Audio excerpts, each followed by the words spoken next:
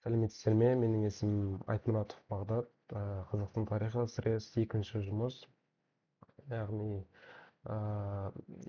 өз оқыған кітабың және кітапқа көркем шығармадағы қандай тарихи кезең оқиғалар туралы айтатын болғам. Яғни мен оқыған кітап ғабит мүсіреповтің қазақ солдаты романы.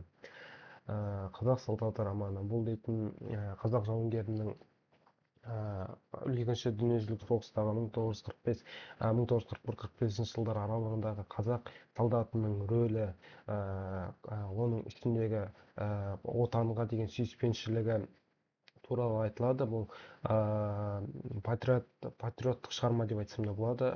Ұлы отан соғысына арналған тұңғыш шығармалардың бірі. Тұңғыш дегенде ең алғашқы ұлы отан соғысындағы ең алғашқы шығарма, роман.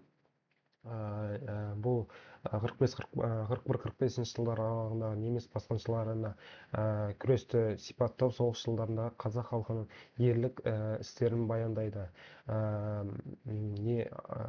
Роман 3 бөлімнен тұрады. Алғашқы бөлімде қазақ соғыс басталмай тұрып Қазақстан халқының жасөспірімнің қазақ Қайроштың басты кейіпкер Қайрош Сартаевтың рөлін Сарталиевтің рөлін сипаттайды. Яғни айтқанда 10 жасынан бастап, мысалы 1930 жылдар ең алғашқы басылымдағы бөлімде 1920 жылдардағы бейнені сипаттайды, ал соңғы жақтарындағы соғыстың аяқ жағымен 44 жылға дейін сипаттайды. Яғни содан кейін бас кейіпкер майданға аттанады. Ең бірінші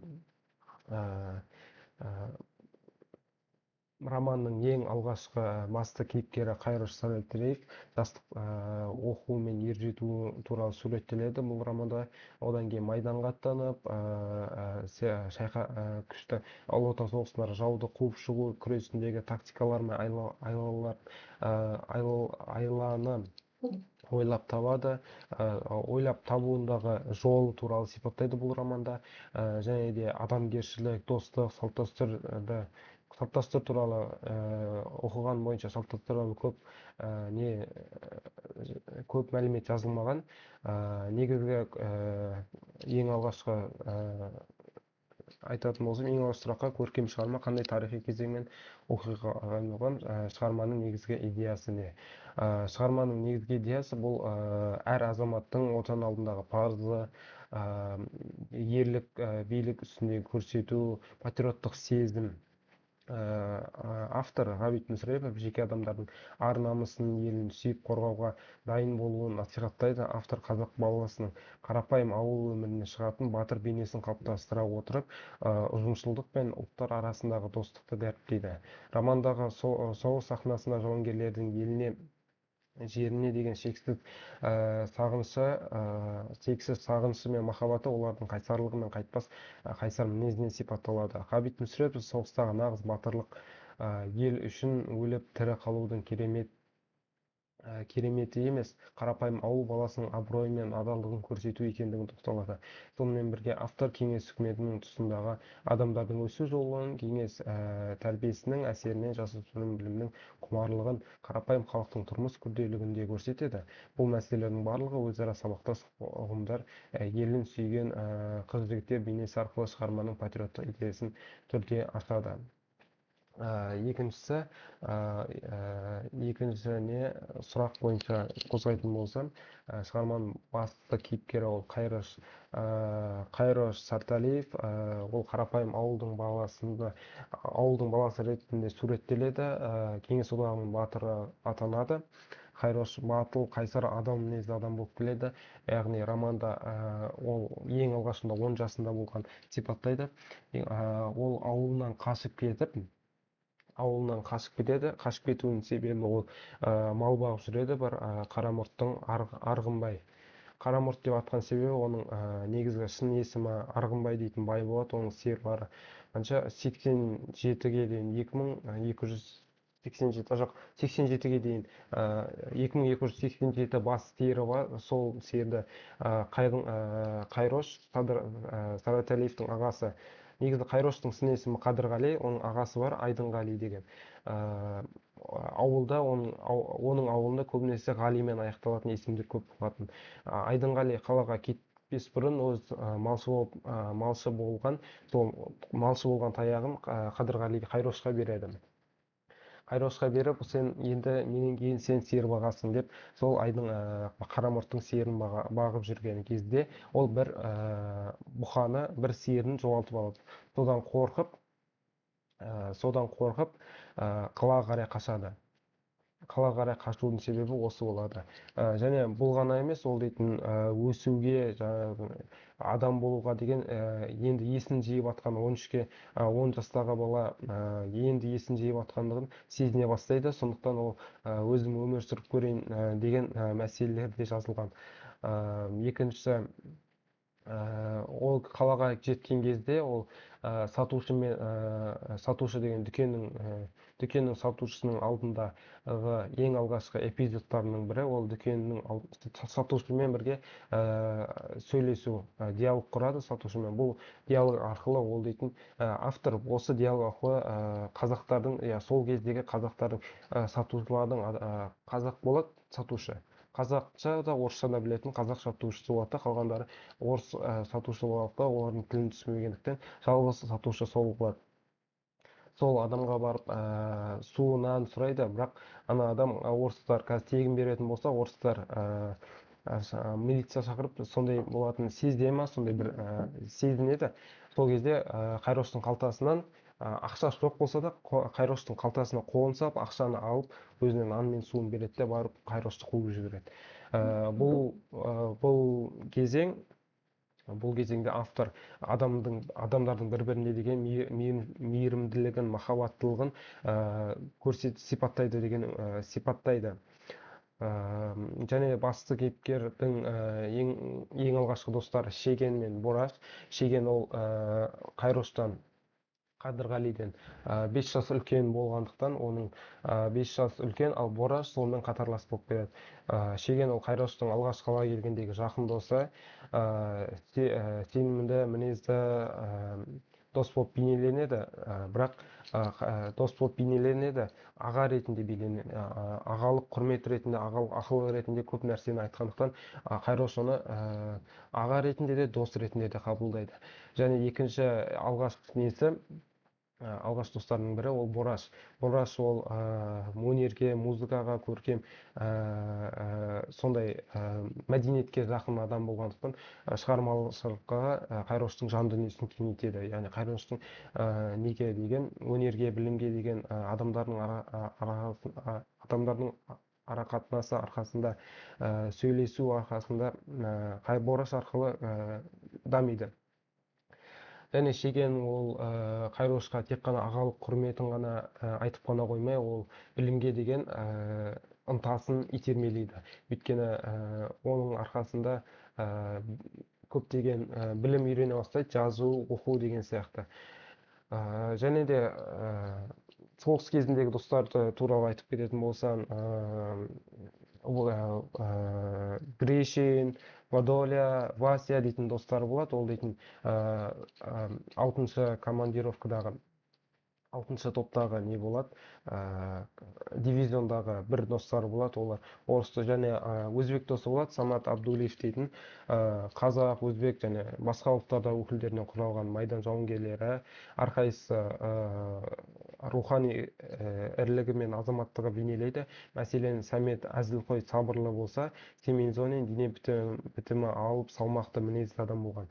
Және Семензонин бұл бізге дене бітімі салмақты мінезді болып көрінетін кезді, ол дейтін Қайрошпен қиялдана ғана сөйлесе білген. Яғни Қайрошқа келген кезде ол көбінесе қиялдан, фантастикаға ерік беріп сөйлеседі. Ал қалған адамдармен сарказммен сөйлеседі. Өйткені ол сарказммен сөйлесу арқылы осы салқын адам болып бейнеленеді.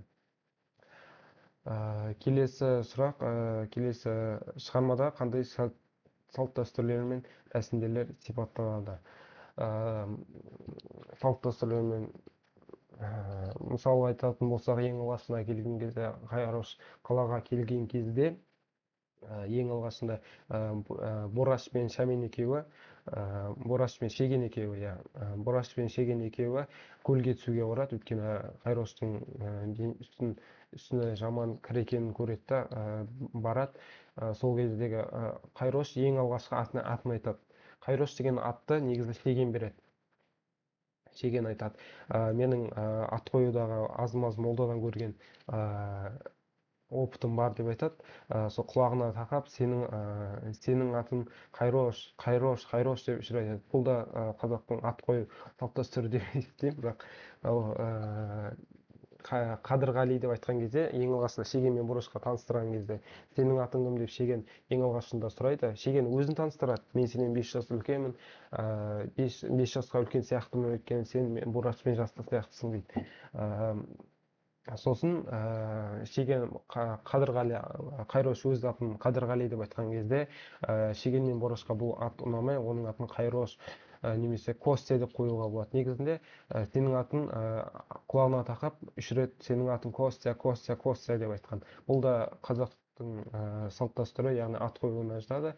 Және екіншісі, Қайрош әскерден келген кезде, әскерден қалай, соғыс басталмай тұрып әскерге барған кезде, әскерден барып 2 жыл отан алдындағы борышын өтеп қайтып бара жатқан кезде кемемен ауылына келе жатады. Ауылына кемемен келеді. Кемемен түсіп бара жатқан кезде өзінің сүйген жары Ақбота, сүйген жары деп бала махаббаты Ақботаны көреді. Ақботаның қолында баланы көреді да, ол шамалы көңілге түсіп, сезімі бәсеңдене бастайды. Бірақ оған қарамастан сонда да Қайрош Ақботаны жақсы көреді. Бала кімдікі деп сұраған кезде, ол жездемнің баласы дейді, яғни менің әпкемнің күйеуінің баласы. Әпкем дүниеден өткен соң мен жездеме атастырып қойдым дейді. Бірақ бұл атастыру қалай айтылатын еді? Сол жылдардағы дәстүрлердің бірі, атын ұмытып қалдым. Сол дәстүрлердің бірі, яғни жездесіне әпкесі бар, әпкесі қайтыс болғаннан кейін жездесі сіңілісін алады соның. Ол кезде бірақ атастырып қояды, жездесін мен сіңілісін Ақбота мен жездесін атастырып қояды, бірақ Ақбота оған қарсы болады. Сонымен бірге қазақ халқының ежелгі өмір салты мен салт дәстүр әдет ғұрыптарының үзінділері көп. Қайроштың балабақшағында қазақ балабақшасының кіргізде жаңағы балабақшаға кіргізетін бесік жыры немесе ауылдағы кешкі дастархан, ата-ананың сүйікті әндері деген сияқты еске элементтерді еске түсіреді. Сонымен қатар ауылда жиі сөз болатын той, құда түсу, қонақ алу дейтін, басқа да тағы сонда сияқты жақсылыққа, ризашылыққа білдіру рәсімдері романда жан-жақты көрініс табады. Шығарманың бір эпизодында ауыл адамдарының жиналысында туындаған келелі мәселелер мен ауыл билігінің толғаулы кейіпкерлердің өткізген жиындары дәстүрлі ұжымдық белсенді білдіреді. Яғни Ғабит Мүсірепов қазақ өмірінің күніне қатысты әрбір салт дәстүрді егжей-тегжейін баяндап көркемдесе, ондай жағдай шығармада соғыспен кезінде байланысымен ғана суреттеледі. Яғни бұл романда келесі осы шығарма оқып шыққан соң сіз өзіңіз үшін танымдық тұрғыда қандай жаңалық аштыңыз? Бұл романды оқып шыққан соң мен үшін бірнеше маңызды жаңалық аштым. Біріншіден, қазақтар ұлы отан соғысында тек қана сан жағынан емес, рухани жағынан да ұлттар арасында ерлік пен достықпен паш ететінін білдім. Екінші, өйткені мысалға алатын болсақ, жаңағы Қайрош 6-шы дивизия, жоқ, 6-шы емес, бір дивизионға түскен кезде басқа ұлттың өкілдерімен түседі.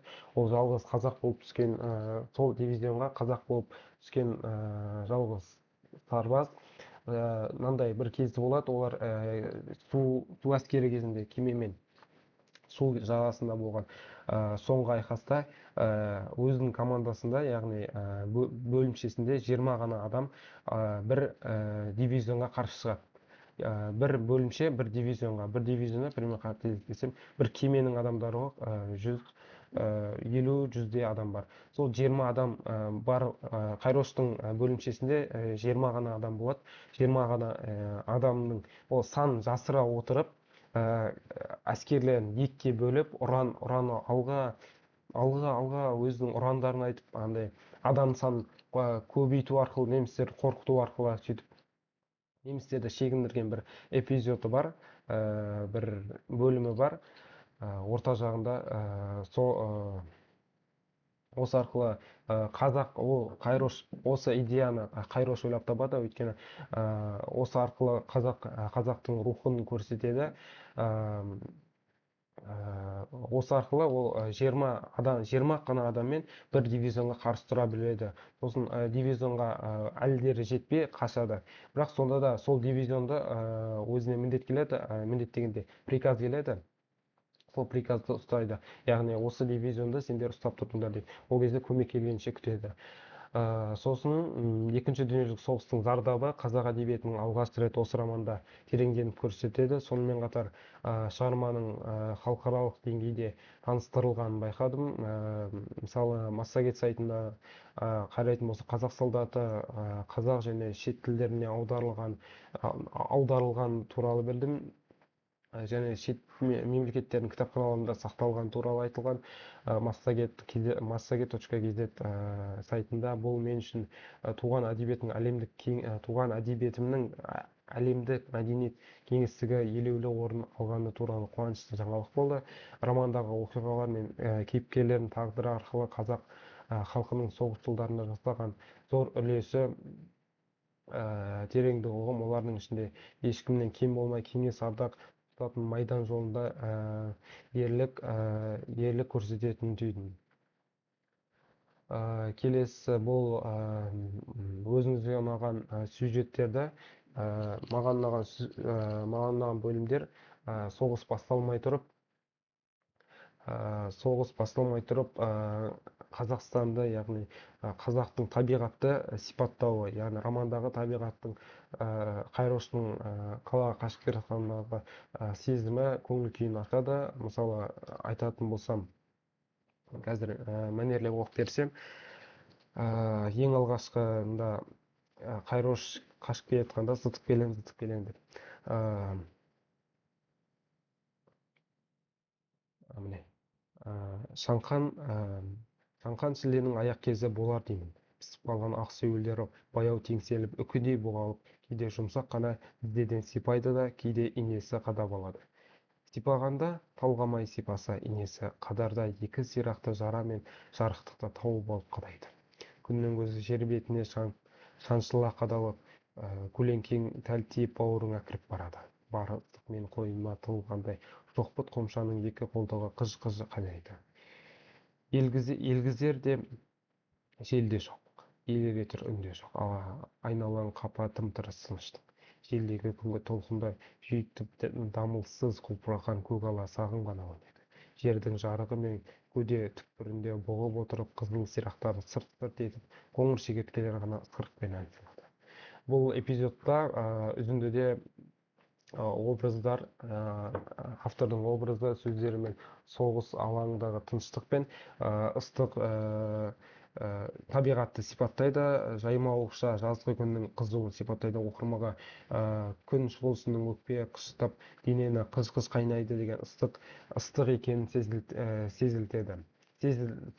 сездім.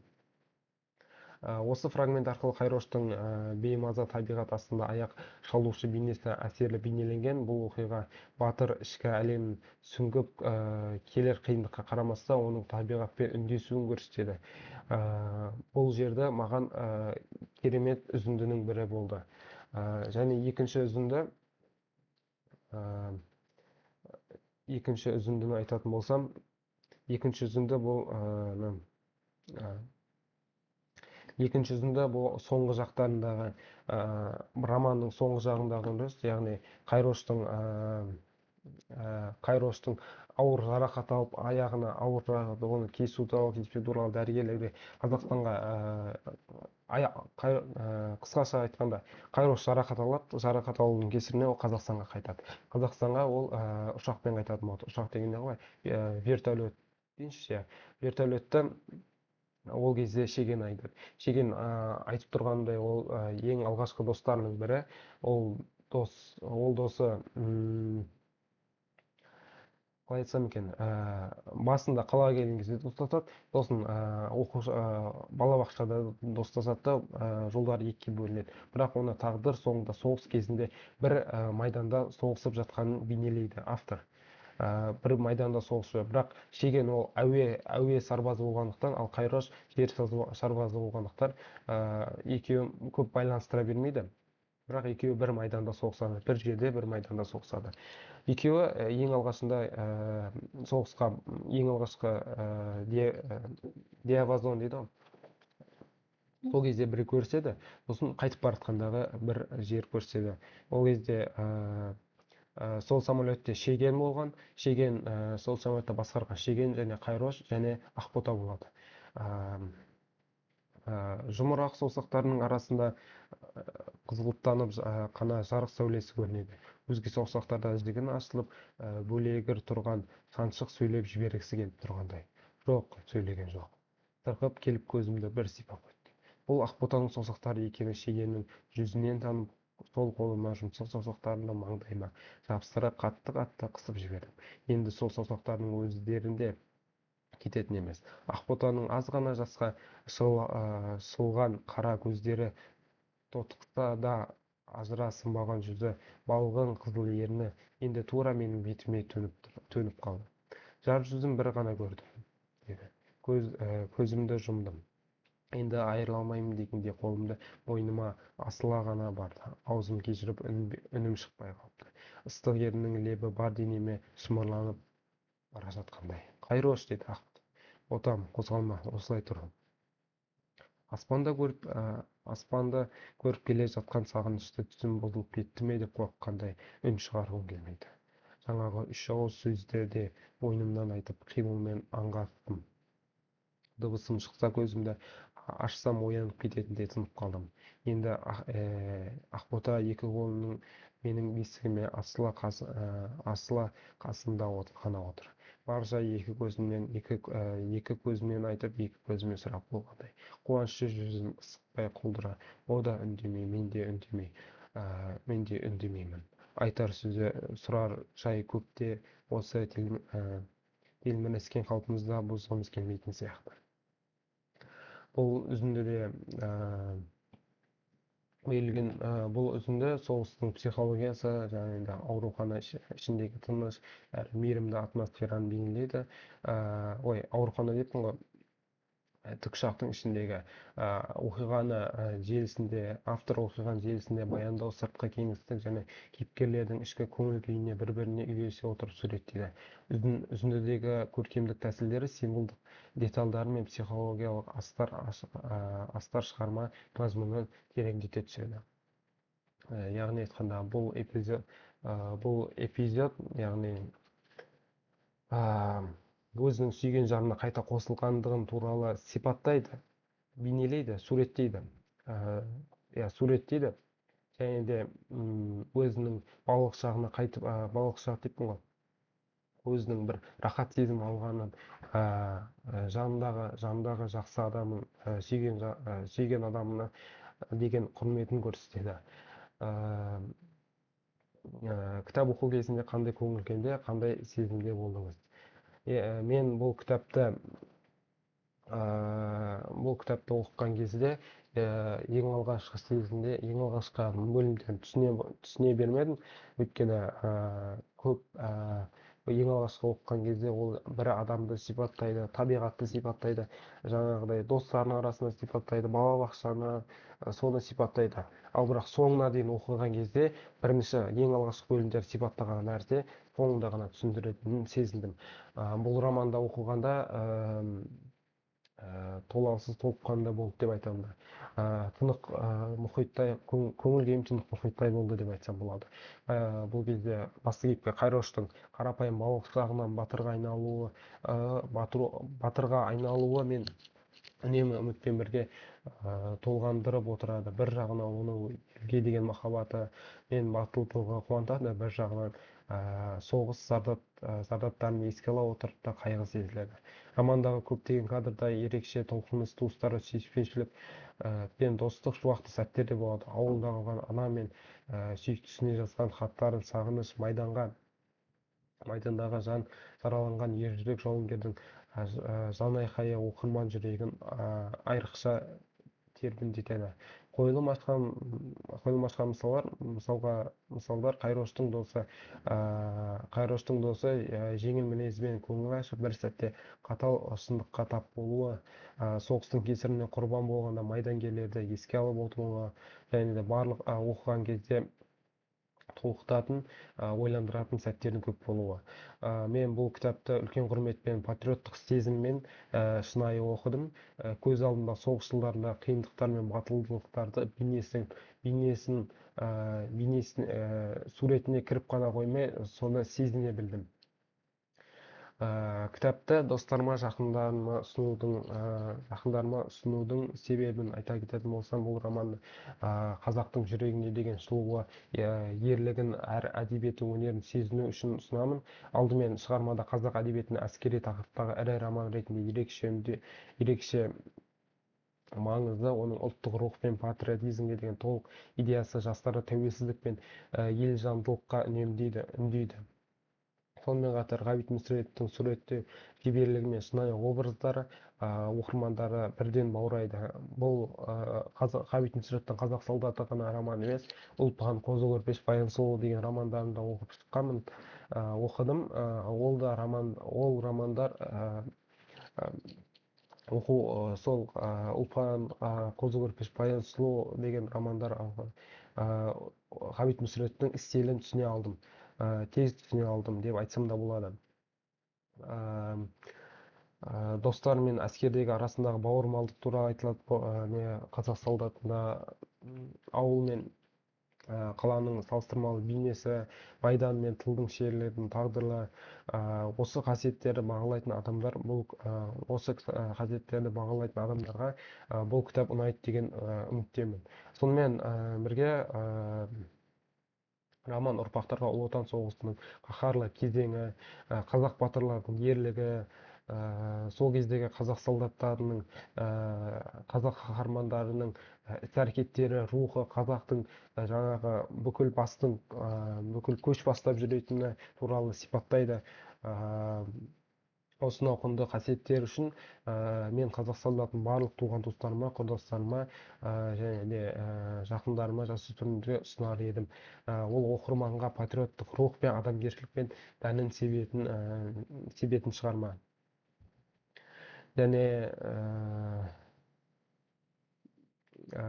шығарманың авторы туралы не білесіз? Ғабит Мүсірепов ол 1902-1985 жылдар аралығында өмір сүрген қазақтың көрнекті жазушысы, драматург және сыншы деп айтсам да болады.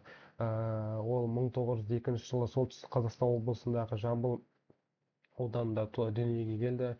58 жылы Қазақ КСР ғылым академиясының академигі атанды. 74 жылы Кеңес одағының социалистік еңбек ері атағына ие болған. Ол және де Бесеудің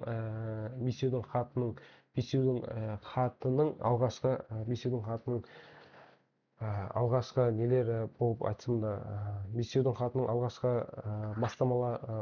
басшысы деп айтсам да болады. Ең алғашқы жазған хаттың қазақ КСР халқы жазушысы атағы да Мүсіреповке берілген. Ол бірнеше рет Қазақстан мен Кеңес одағының жазушылар одағының басшыларымен қызметін атқарған, парламенттегі депутаттық міндеттерді атқарған.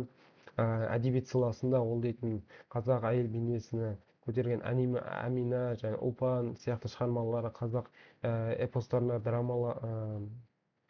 драмаландырып жазылған пьесалары арқылы танымал. «Қазақ солдаты» романы оның алғашқы көркем сөздің жан-жақты шеберлігін айқындайды. Мүсірепов қаламының туған шығармаларының қазақ әдебиетінің байытып, көптеген шет тілдерге аударылған. Осылайша автор ұлы рух пен тарихын суретіндегі шебері әдебиет мұрамыздың асыл қазынасы ретінде мәңгі есте қалатын